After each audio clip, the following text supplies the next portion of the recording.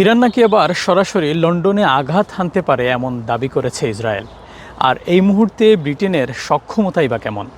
যদিও নিরাপত্তা নিয়ে উদ্বেগ প্রকাশ করেছেন সমর বিশ্লেষকরা।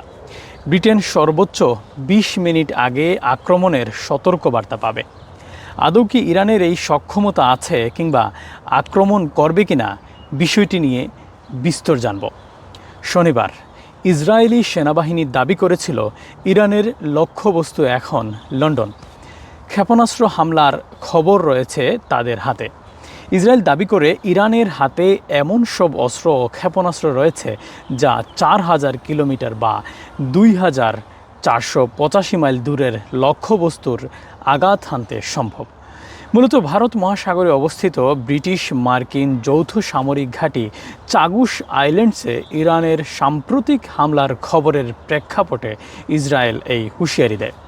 তবে সোমবার আনুষ্ঠানিকভাবে ইসরায়েলের এই দাবি উড়িয়ে দিয়ে ব্রিটিশ প্রধানমন্ত্রী কিয়ার স্টারমার স্পষ্ট করে বলেন, তেহরান যুক্তরাজ্যকে লক্ষ্যবস্তু বানাচ্ছে অথবা চাইলেই হামলা করার সক্ষমতা রাখে এমন কোনো তথ্য তাদের হাতে নেই।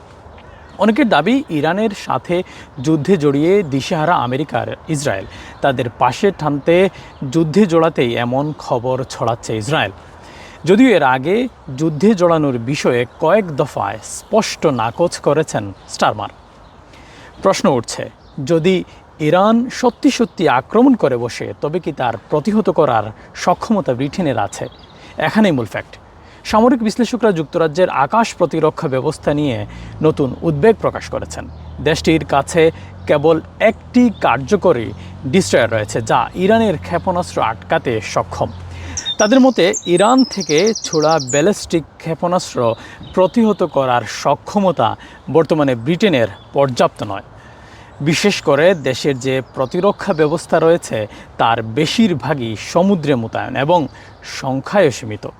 তবে বিশ্লেষকরা এটাও বলছেন, ইরানের এমন হামলা চালানোর সক্ষমতা ও ইচ্ছা দুটো নিয়েই সন্দেহ রয়েছে। এদিকে ন্যাটো মিত্রদের সহায়তায় যুক্তরাজ্য সম্ভাব্য হুমকি মোকাবেলা করতে পারবে বলেও ধারণা দেওয়া হয়েছে। Shariful Islam Chowdhury, N24 news, London.